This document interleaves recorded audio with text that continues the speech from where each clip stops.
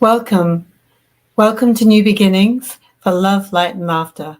I'm your host, Natasha J. Rosewood, and I am a psychic, spirit medium, past life regressionist, author, and quantum healer.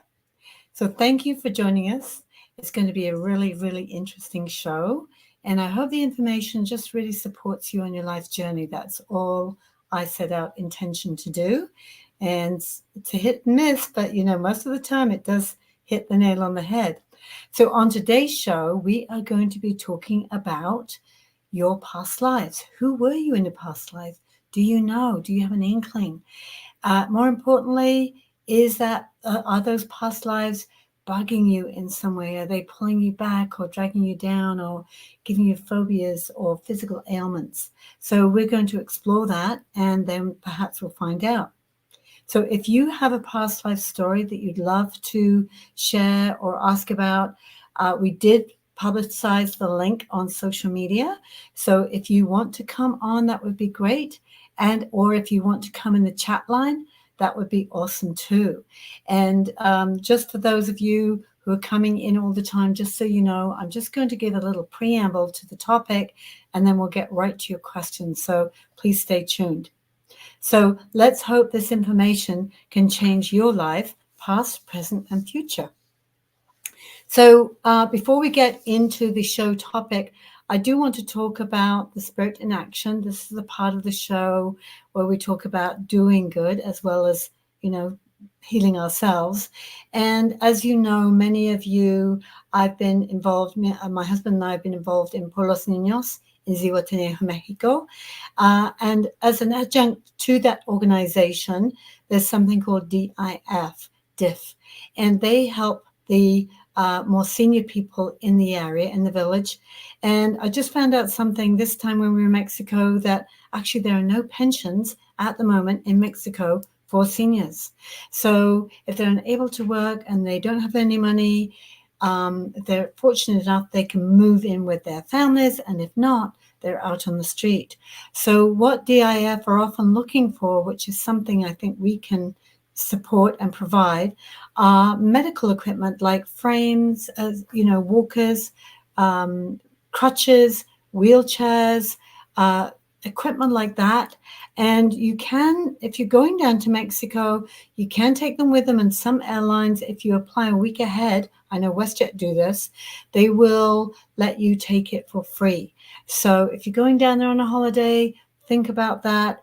If you have something that you would like to donate, you can contact me, Natasha Rosewood, and see if we can make arrangements to get it down there for them. And thank you if you do that. And if you want to support the children, you go to porlosninos.com and you can donate and or sponsor a child there. So thank you for that. So let's get on with the topic. Who were you in a past life? But the question might be is, how did that past life affect you? What have you been left with? So people are left with different things like phobias, very low self-esteem, guilt, lots of guilt, conflicts in relationships, physical ailments in their bodies that they just don't understand where it's coming from. So it's a really good question to ask yourself.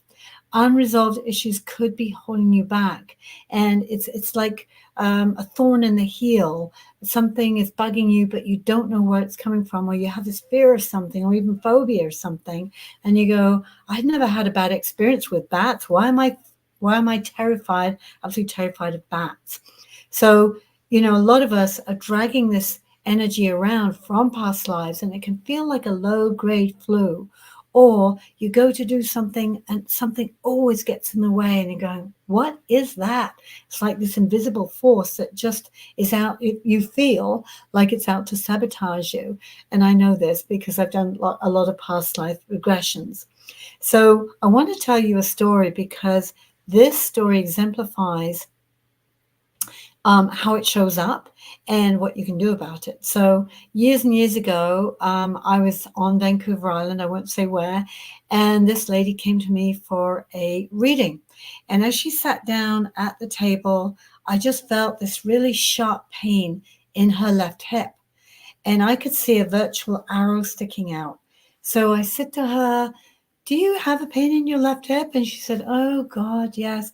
And I said, how long have you had that? Because if a person's had something going on all their life, that means they've brought it in with them from a past life. It's not something that's just showed up because you're in a car accident, for example.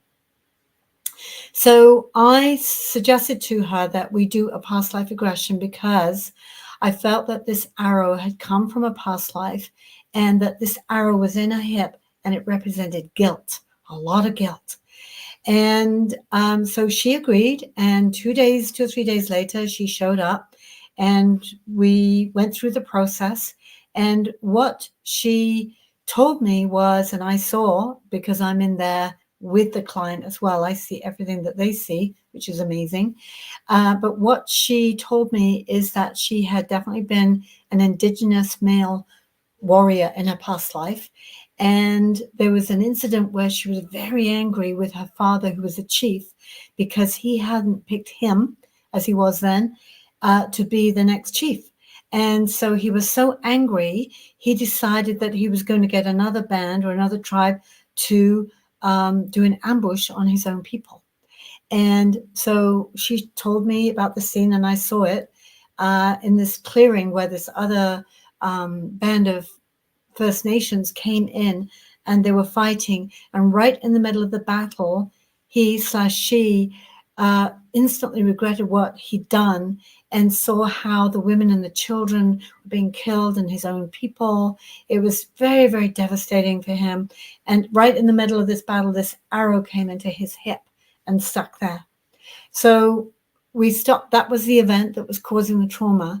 So we stopped that. And then what I suggested was that we gather all the spirits of the people that were in that clearing that day, the mothers and the children and the men, and we sit around in a circle and we turn that arrow into a peace pipe and we pass that peace pipe around so that everybody who is willing to forgive forgives. And he was asked to sit in the center of that circle so he could look everybody in the eye and ask for forgiveness and offer forgiveness. And it was a most beautiful experience because I could just feel this weight lifting in the room. We were both sobbing our hearts out. And at the end of that, we gathered the circle together in one kind of big embrace. And then all those spirits became one. So in that process, we recognize that we're not separate from anybody else. We are one.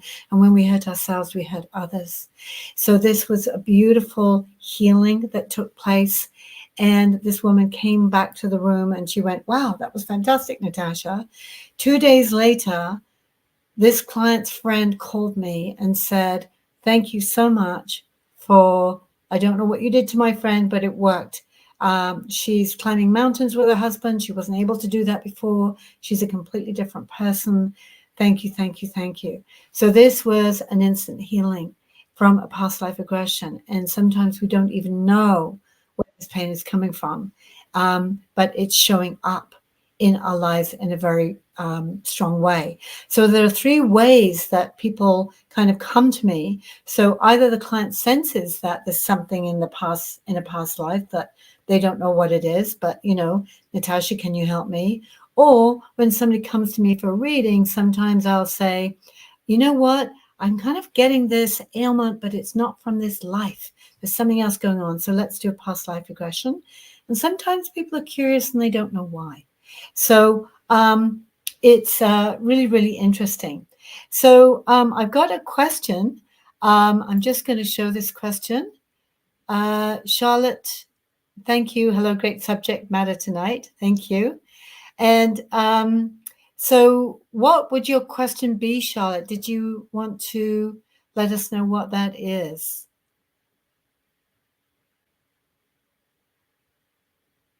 So while I'm waiting for Charlotte to share her question, I've got Tessa on the line, so that's great. Hi, Tessa. Hi, sorry, I was having a little bit of technical difficulties, but here I am. It's been that kind of a day, Tessa. Yeah. And just to acknowledge you and me, this is new technology and I've been having very weird things happening. So I'm just happy this is working so far. So what would your question be tonight, Tessa? I don't I'm not even 100% sure. I've just always been really, really interested in past lives. And it's something that I've had brought up to me a whole bunch of times in my life. And it's something that my mom actually had brought up to her when I was a baby because of my birth date and time. So I've Interesting. always been told I've had a lot of lives. I've always felt that really like intuitively, but I've never had any kind of a regression or anything like that. And so I guess if, I don't know if you could tell me anything about past lives or anything like that. Absolutely. Absolutely. So as you're sitting there, and I was going to ask you your permission because I'm seeing some things around you already, and it might be a bit shocking to you. But first one I get is First Nations. I do get that with you. Okay. That you've been First Nations, but a long time ago, before the English, my ancestors, the bad guys, came along and did all the atrocities that they did. I feel like that was a very, actually, kind of a nice, peaceful life for you. I think you had a lot of children and you love, I don't know if you have a love of being outside now or nature, or you yearn to be out there and just be in the outdoors, but you were very kind of, I want to say, content. And I don't know if you had a husband or he died young, but I see you being this woman with kind of maybe 6 children around you, but you were very, very good with children. You were very good as a mother. You love that. And there's that was a kind of I want to say a happy lifetime. There's Really interesting that you say that because that what you just described is extremely bang on for like what I've felt for a very long time and things like dreams that I've had and just really weird moments that I've had through my life. So that's really, really cool for me to hear you describe that so accurately. oh well, thank you for that, because and not every lifetime is a happy lifetime. So when I do a regression, I like to do 2 or 3. I mean, especially if somebody has a really traumatic thing that I sense, I kind of start with a happy lifetime and then we kind of go deeper, right? But Mm-hmm. we do have happy lifetimes. And that was a shock to me because I thought, oh, it's a bit of everything. But I feel for you, and I feel as you get older in this lifetime, Tessa, you're going to go back to that. You're going to find yourself in nature. I mean, I think I know a little bit about you. I feel like you're a fantastic mom already. And, maybe you'll have lots more children. I don't know. Or you'll be involved with children. But there's something about nature for you that's really healthy. Now, there is another lifetime that I'm picking up. So you were born, very recently, I think, towards the end of the 1900s or later, 2001. 1999. I was actually born in September, so 9/9/1999 at 9:09 Wow. a.m. Wow. Yeah. Wow. There you go. Wow. So the nines Yeah. mean completion and full circle. So the other thing I'm getting about you is that you've been um now I'm not too sure, but I feel like, and this might be a bit traumatic for you, but it feels like you were in a prisoner of war camp during the Second World War. Oh, that's really interesting. That's very interesting. And, I feel that you might have passed away there. And you were female in that lifetime also. And I feel like you were somebody who, um, I mean, not accepting, but you didn't fight it. You kind of went, okay, well, this is the way it's going to go. I'm just going to go with this. But I feel like if I'm picking those 2 lifetimes up, that means that they're open, like they're open files. And I would say, especially the one from Nazi Germany, actually, which would have been very, very traumatic for you. And it's not who we were, but it's how we feel about what happened to us and what does it say about us.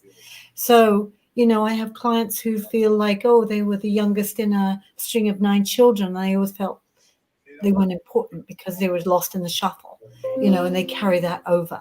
So it's kind of very, very, very interesting.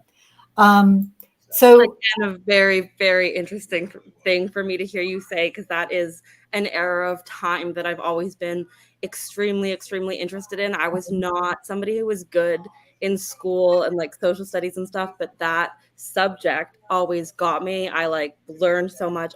Even just this weekend, my boyfriend and I were watching, we got kind of hooked on watching World War movies like over through all night long. really, And, like, it's just something that I always feel very drawn to. And this is kind of like morbid and dark. And I don't know if it's at this time, but something that I've felt for a very, very long time was that at some point in some lifetime I lost my children. Like, and I like can barely talk about it without like choking up. And I Wow. felt like I needed to get them back. And that was why Oh my at 21 years gosh. old I wanted to get pregnant with Luca, because I was just my whole life I felt that way, like I have to get them back. And so that's interesting. It makes me, I don't know if it was that lifetime or something else, but I feel like possibly I went in and lost all my children or something like that, because there's this Yeah. deep wound. Wow. Well, Yeah. that's so interesting to me because both lifetimes are about children, right? Yeah. So I'm going to suggest you absolutely do a past life regression. Yeah. And I'm going to say to you that you will get your children back. You will. Thank you. And, sometimes when we do past life regressions, I've seen this with a lot of people, and I ask the question, do you recognize anybody from that lifetime in this current lifetime? And somebody will say, oh, yeah, my wicked dad was now my bad ex-husband or something like that. Or my husband in this lifetime was my son back in the day in that other lifetime. So is continuity. And I think this is very healing in itself that, we say goodbye to people when they pass over, but it's like, well, I'll see you later. There'll be the next movie kind Yeah. of. So I'm excited for you because I think we could probably do a lot of healing around that, Yeah. especially in the human lifetime. So Yeah. thank you for validating that. I really Yeah. appreciate that. Thank you for talking about that stuff. It was really, really interesting for me to hear you right away bring up those two Yeah. things that are And very relevant to my brain. I would suggest? Why don't you just stay on? Okay. Because you might come up with other questions as we get through the topic here. So Charlotte says, I'm going to show it. Hope that's okay. Yes, I've obtained native status. Just found out that Robbie Robertson comes from the same Six Nations Upper Cayuga. I have always been drawn to his music. Excited to explore this part. Is there, or is there a connection? I'm just going to hide that again. So Charlotte, thank you for asking that question. It's kind of just like Tessa said. Anything that we're drawn to, I feel, and people and places and countries, people say, oh, I've got to go to Australia. I feel that myself. I've got to go there before I kick the bucket kind of thing. There's something there for me. And so if you're attracted to a person or an era or a language, I speak a few languages, I'm going to say yes. And I encourage people to follow those inclinations, that intuition, because I think when we haven't completed a past life or there's something unfinished, a relationship, a trauma, a phobia, it's always about completing the incomplete. So you can kind of lock up that file cabinet, shut the door and go, okay, it's good. I don't have to give that any more energy, right? But all the time it's open, it's like it's nagging at you at the back of your head. And the universe will normally kind of bring in things to bring it to your attention. So you go, I keep feeling this, and it won't be coming all the way through your life. I'm guessing you've just obtained native status, and congratulations, by the way, Charlotte, on that. That must feel really, really good. And it's so interesting that I picked up on Tessa having a First Nations life. That is hugely empowering because you're just being affirmed about who you really are. And you should be very, very proud of that. Very, very proud. And I think you should follow this Robbie Robertson and just kind of keep on this journey, exploring the music and exploring the connections, because we never know until we actually start the relationships or make the call or connect with those people, just how powerful that can be for us. So thank you for asking that question. And I'm going to say, yes, if you're feeling it, do it, just do it. So some people ask me, is a past life regression scary? Would you be scared to do it, Tessa, do you think? I don't think so. I think it's really, really fascinating more than anything. And it's really, yeah, even just hearing you talk about those little things and how they've matched things that I've thought about, I think that it would be for anyone probably just a really cool experience. It really is. And, I like to say, no, it's not scary, but it's very emotional. Yeah. Yeah. And so the way I do it is I like to let everybody know that the mind's not going to let you go where you're not ready to go. It's going to protect you. And I've had clients that are just like clammed up and they haven't gone anywhere. And so we sat in a chair and I've just asked them questions and we've kind of gone in the back door that way, because I know they were nervous of the process, and I totally get that. But, doing a past life regression is like going and watching an old movie, and you're the observer in the movie. So there's been time, of course, since that, for example, with you, Tessa, since that lifetime in Germany and or your First Nations lifetime. So you're watching this movie up on a screen and you're empathizing absolutely with the main character in this movie. And you're going, oh, yes, I know how that felt. But you're kind of watching that person go through their lessons and their challenges and going, oh, look what he's doing. And this is where the forgiveness comes in, because we often need to forgive. So let's say for you, say we did a past life regression going back to Nazi times, there's a lot of forgiveness that needs to happen there, obviously. And then you had the trauma maybe of losing your children. So we could bring the spirits of your children in. So where you actually do meet them again. And that can be very, very beautiful. And so much healing can take place in that kind of space. So, and what it does, it's just like a big weight that leaves you, or you go, oh, okay, I get it now. That's why I was meant to go through that then. And that's why this is showing up now. So often it shows up as physical experiences. So I have to tell you, I met a client at a psychic fair one day, and she's sitting there and I feel like this big ball of grief sitting in her stomach. And I'm telling you this story, Tessa, because you might be able to relate to this. And I said, do you have stomach issues? And she, oh God, yes. And I said, I feel like it's to do with a past life grief and to do with children. I feel like you lost children in a past life. And so she came to me for a regression. And I'm not allowed to tell the whole story, but yes, we went back in a past life, and she went back immediately to this lifetime where she lost 3 children, and I could feel it with her. I was kind of like in it with her, but she told me her story and I could feel it and see it. And we, tragic as that was, we kind of turned it on its head, and I call it reframing. So we can't change the past, but we can change how we look at the past, how we perceive it. And we can say, okay, now I understand that was just a teaching, a learning. And I had to experience that in its entirety so I could really get into it and develop the empathy and that kind of thing. And so she left here. We did the transformation. She called about 3 months later and she thanked me because she was going to go into surgery. And she said, oh, my stomach issues are so much better. Oh, that's really interesting. Yeah. Yeah. And it was just about the grief of having lost these children. And it wasn't her fault, but she and her partner, who was a partner in this lifetime, interestingly enough, and he had similar issues. Well, that's really interesting too. Yeah, they both felt better, and they both experienced this loss, and they both felt guilty, even though they were nowhere near, and it was nothing to do with them. It was just they were doing their day, and they were great parents. But this thing happened, and you know what we do? We just, oh, I must have done something wrong for this bad thing to happen to us. So we healed that, a lot of that. And she called me 3 months later, and she said, I feel much better, and now I'm going to develop myself. I'm going to become a quantum healer. And I said, yes. Oh, wow. Thank you. Wow. So there was a lot of good that came out of that. And I would say a lot of people have physical issues that either they come in with, they're born with, or they develop at the point then when they died in that past life.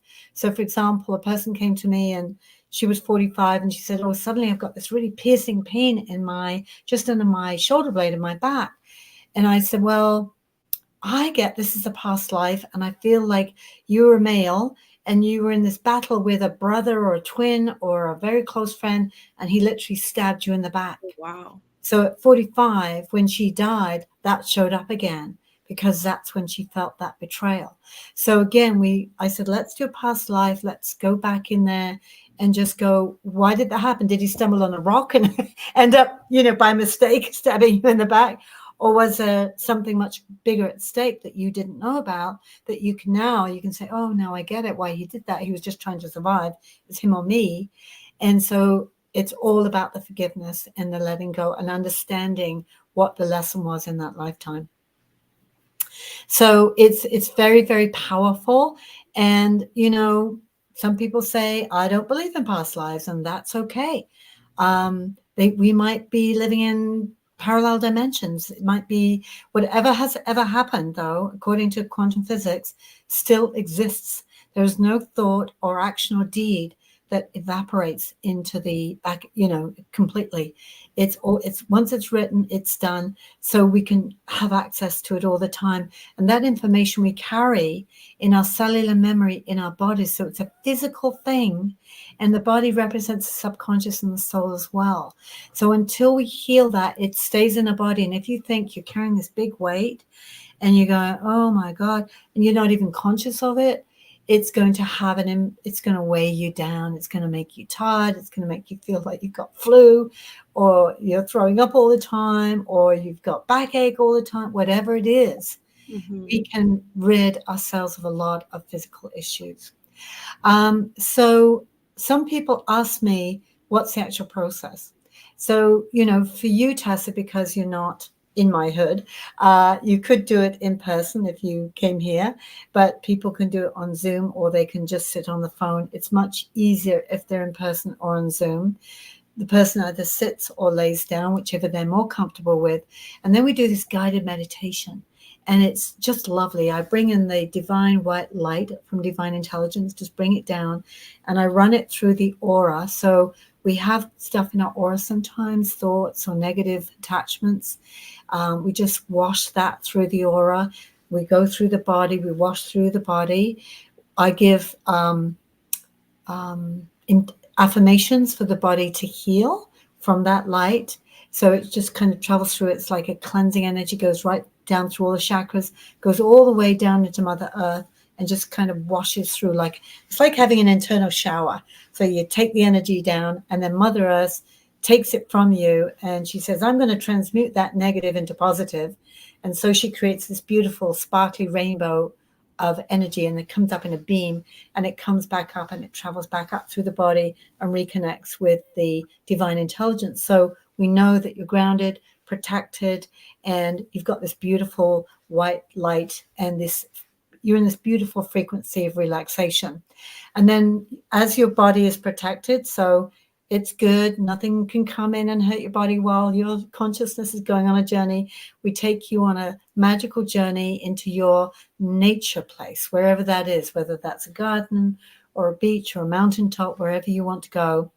And there we bring in your guides and angels, deceased loved ones, pets you've lost, whoever's with you on this journey, because they never leave you. They know you better than you know yourself. And then you can pick and choose who you want to come with you on this journey into the Akashic Records. And then once you've decided that, we kind of go through another gateway, and we go down this spiral staircase. And on this spiral staircase, there are these intermittent doors, and each door represents a lifetime, and they can go on forever. And so we set intention to pick the lifetime that you need to know about right now. So you might find yourself in front of a door, and I'll say, what color is it? And some people say, oh, it's black. And I go, okay, this is going to be a tough one. Or if it's red, okay, there's a lot of anger here. If it's pink, it was a happy time. Green is kind of more balanced. So the colors tell me a lot. And you go in through the door, and you actually go into a movie theater. And you're the only person in that movie theater with your guides and your special people. And then we bring up the movie on the screen. And so we start with the baby and work through that life. And we go forward to the event. So normally it's the event that either gave you the trauma, or where you died, or where you're stuck. Yeah. And then once you've told me the event, like this woman did with the arrow, then we start the healing work. And we bring in your guides and angels, and you have the opportunity to make peace with yourself, especially, and then all the other people in that movie. And if you want to retrieve those spirits or ask questions about those spirits that you lost in that event, you can invite them in too. So they come in and you embrace and you become one. And then you become whole and everything is good.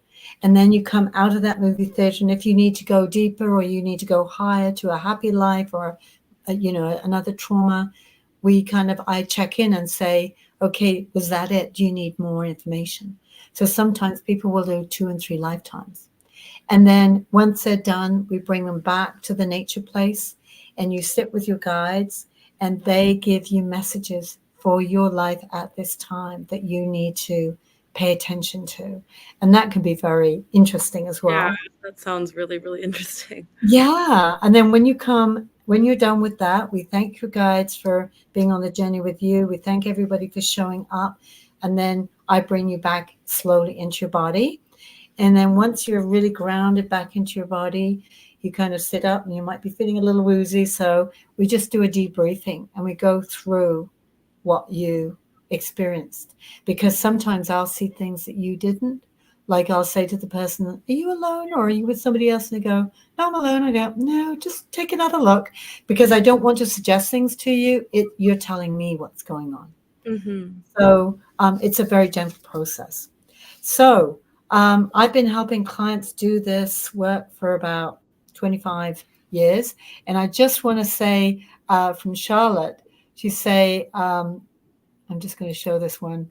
She says, I remember being at your workshop years ago. The past life portion was always amazing. Thank you, Charlotte. She's somebody that's always said, doing past life regressions is one of my fortes, and I know I've been down some journeys with her, down the rabbit holes with her. So what I wanted to just go over, and Tessa, if you have to go, that's fine, but I'd love it if you stay. I'm going to just go through the 10 benefits that you can get from past lives. Do you think that's of something of interest to you, or do you need to? Oh yeah, I'll stay. Okay, good.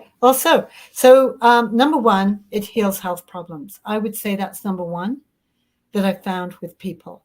They're not, if you think about it, they're not dragging this heavy weight. They're not putting this drag on their health system, their health system, their immune system. So many people are leaving with cancer these days and heart attacks. And I wonder just how many of those are because they've been carrying this weight for maybe 3 or 4 lifetimes. And what would happen if everybody did past life regressions, and how much healthier would they be? So definitely by reframing and releasing and forgiving old hurts, it's just you release the resistance and you just feel like, woohoo, I feel fantastic. And away you go to the races. Getting completion. So if you were killed, you died young, or you took yourself out in a past life, if you committed suicide, you may have a nagging memory or something that feels like, oh, it's not complete. It's like that open file drawer again. By finishing off the story, again, you can do that in the regression. You can set yourself free from low self-esteem, guilt, depression, or phobias. Like some of us are afraid of hay. I had one lady, she was terrified of the smell of hay. And it turned out she'd been trampled to death by a horse in her barn in a past life. And the last thing she smelled was the hay. So, that makes sense. Number 3, it helps you understand why you have such strong attractions or, your revulsions to some people, some places, some things like hay. Some people don't like tea bags. What's the deal with that? But they're always valid. People think they're irrational, but they're rational, and they come from a real fear or a real event. So please don't talk yourself out of that, but just get some help around that. And also the relationships. Like I said, when you go into the past life regressions and you go, oh my gosh, my current husband was my father in that lifetime, or my wicked sister was my wicked stepmother in that lifetime, then they're not always both wicked or both good. It can really change around. So that's very interesting as well. Number 4, when you do understand what the connections are and what the lessons were of that relationship, you can have a closer relationship. I've had couples that they knew they were soulmates, they couldn't be together and they couldn't live apart. And I said, let's do a past life regression. Just let's see what's going on, because I feel like there's been a betrayal. This person might have killed you as soulmates. You've been through many, many situations. They might have betrayed you, they might have killed you, they might have had an affair on you, they might have left, and we didn't have cell phones back in the day, so you thought they'd abandon you. There's so many scenarios that we don't understand. And we've decided, like, oh, that person, they did this to me, blah, blah, blah. And we carry that hatred or that anger with us. And it's like, it's a shame because there's no need to do that. So once you recognize that, you can go, oh, okay, now I love you. Okay. So relationships can get healed and we can enjoy deeper, closer relationships. Number 5, I think this could be number 1 actually, but it's clearing your karmic debts. So anything where you feel like, and I've had a few of these myself, like, why did I attract my mother into my life? Because she was psycho as well as psychic. And did I do something really horrible to her in a past life to have her treat me that way? Maybe I did. If I'd known about this earlier in my life, I definitely would have done a past life regression around her to try and understand that dynamic. That you don't have to do a replay of all the bad things that have gone through. Yes, we get karma because none of us are perfect and the karma is different in every lifetime. But if we understand and we forgive and we release, it's like a clean slate. So we're just children, like 4-year-old children going through this process we call school. So nobody expects us to learn first time, but if we don't do it right, we do have to come back and relearn it. So if you don't want to do that, which I don't highly recommend, clear the karmic slate, do a past life regression by forgiving and releasing. If you don't do that, and I've seen people who refuse to learn the lesson, they keep doing the same old, the karma gets deeper and more compound and more complex, and it's not, it just makes life really, really hard. And I've seen clients with really, really hard lives, and I go, this is compound karma or compound grief. So I highly recommend releasing and forgiving it. Number 6, when you do a past life regression, and you will probably experience this, Tessa, your ancestors are jumping up for joy because they're going, oh, good, because there is this intergenerational trauma. So say you were in a concentration camp during the Second World War. The people, the Germans that were around you, their generational trauma goes all the way back. And so does yours and everybody that was involved there. So if we heal that event, it's like a domino thing going backwards. It reverses the impact on everybody. So when they get reborn, they don't have to come back and repeat that. It's like, oh, it's going to be something new now. I'm not doing just an action replay. It's something brand new. And they start at a high frequency, so they're evolving. So when you break the cycle, it's like fantastic. And I think this is the work I want to do with the Indigenous people, because as we know, this has been going on for centuries, right? And not just Indigenous people all over the world, not just in Canada, but there's so much in Britain. Oh my God, in England, that country is just covered in ghosts. And so, I could go back there for 200 years and I wouldn't be done with the ghost busting. But, if people come forward and do their own, that was going to be fantastic. So soul retrieval. This is a fascinating one. And I just want to tell you, this story is in my book, I Thought You Were Dead, Another Psychic Adventures. I found this so amazing. So I was up in Whistler and I was doing this big event at the top of Whistler Mountain. And this woman came to me and I just knew she was really anxious about an offspring. And so I couldn't see her then. I'd done 4 hours already. So we set up an appointment and I picked up on her daughter. And I went to see her daughter, and I kid you not, when I first saw her, she was very white and waxy. She did not look like she was alive. And she was suffering from chronic fatigue syndrome. And when I gave her a reading, I picked up, and I'd never seen this before, that actually part of one of her spirits. So what happens in the afterlife, there's an oversoul or a soul, master soul, call it master soul. And then we break off in bits when we come down to life. So Tessa, you are just one spirit of your soul. And when you go into another lifetime, there'll be another piece of that soul called a spirit of somebody else that goes and has an experience. So she was in this lifetime, but she was a ghost in a past life because she'd been somebody else in France, and she felt responsible for the death of her soulmate who she'd met in this inn in France. And sadly, somebody came out of the darkness and killed him right in front of her. And I said, if I went back to that inn in France, if it's still standing, I bet you're still reverberating on that landing from the trauma you're pacing up and down because of this guilt that you feel.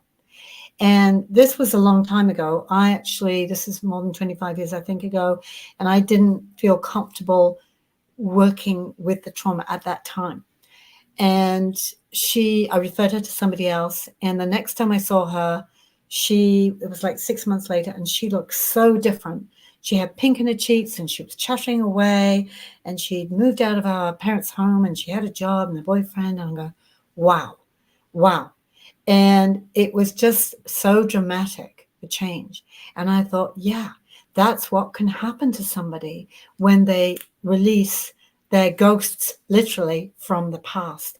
And so many of us in this lifetime even have ghosts from this lifetime. But it's kind of a layered thing that's kind of started way back when, and it's still going on. So forgiving the past lives is really, really, really important. So what we did was she retrieved part of her soul. And I wonder how many of us have that going on, just to a lesser degree. Number 8 is know thyself. We come to the planet to love and know who we are in this spirit, in this consciousness, and take it back to the oversoul.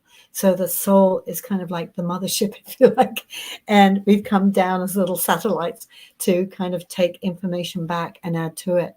So it's like, I know that I've done about 15 regressions, and I would do one every week if I could, if I had the time. But each one has added to me, like it's like my soul is like a big jigsaw puzzle, and each lifetime that I've re-experienced has put another piece in that jigsaw puzzle, so I get to see the bigger picture. I'm not just Natasha in this lifetime. I've been all kinds of people. Apparently I've been a queen, and I've been peasants, and I've been a really bad guy, and I've been a really good guy. And I think I might have been a nun too, somewhere along the line, which is hilarious. So we've been all these things. And I think actually we all come to live each other's lives so that we can learn what it feels like, learn the compassion, because as the Dalai Lama says, that's what we come here to learn, is compassion. And that's why we have to live each other's lives and know what it feels like to be you and to be me. So anytime we abuse that, it's like, oh, that's very bad karma. You're going to be coming back and you're going to become that person. So I have to say, I feel very sorry for computer hackers, because I think that's very bad karma. Yeah. Really bad karma. They're going to not have good lifetimes in the future. That's not going to be good. So I just say, stop it now, forgive yourself and move on, and leave us all to get on with our work. Thank you very much. Number 9. It gives you so much peace. And this is part of knowing this big jigsaw puzzle, but also knowing that we go on. Like, we don't have to come back to Mother Earth. We do have choice about that, thank God. So a lot of spirits I've met in my work have decided to stay on the other side. And they're very happy there. Some those spirits choose to come back and help us on the earth plane. Some people can't wait to get back because they want another adventure. Or some actually go to other planets to have other experiences. So you know that you don't just have one kick at the can. And if you really do mess up, it's okay. Like I say, we're all kids in school, and we're going to fix it or relearn it or do something, but we'll get there in the end. We all evolve in the end. So the final one, and you said it, Tussie, you said, well, that sounds cool. You get to meet your angels, guides, deceased loved ones, your dead pets, all kinds of beings show up, and when we do the past life regression. So that in itself is kind of like, oh, my guide is my grandmother from my life when I was a First Nations person, or one of my children that chose not to come back, and they've been with me throughout this lifetime. It's very, very comforting, very, very comforting. And these spirits and guides know you better than they know yourself. You don't even have to ask them. They know what's going on with you. So they're around you. None of us are alone. We're all guided and protected through this journey. And they've come to not interfere in our lives, but just if we go too far off to one side, they might go, you may want to get back. And that's your intuition talking to you. They speak to us through our intuition, that voice in the head or song on the radio or whatever. So thank you for listening, Tessa. Of course, thank you for telling us all of it. It's super, super interesting. Do you think you want to do one now? Yeah, I would be very interested too. It'd be very cool. Yeah, I'd love to give you past life because those are the only two I'm picking up. But, who knows how many lifetimes you've had? I mean, they're supposedly in the hundreds. And of course, we can't remember all of them. We don't want to because we get really confused. But it's I think just the ones that do come up are the ones we're meant to know about at the time. So, if you did 2 next week and then you could do 2 in another 10 years' time, you might get 3 completely different ones. So thank you. And I'm just going to say to our audience, if you would like to do a past life regression, I love doing them. Just go to natasharosewood.com and you can book online. And should you have any difficulty with that, because Tessa knows we've been having technical difficulties, please email me, natasha@natasharosewood.com, and let me know. And I'll get you in there somehow. So I'm just going to do a little outro here and just say thank you to everybody who watches this show now or later. And thank you, Tessa, for coming on. And thank you, Charlotte, for being on here.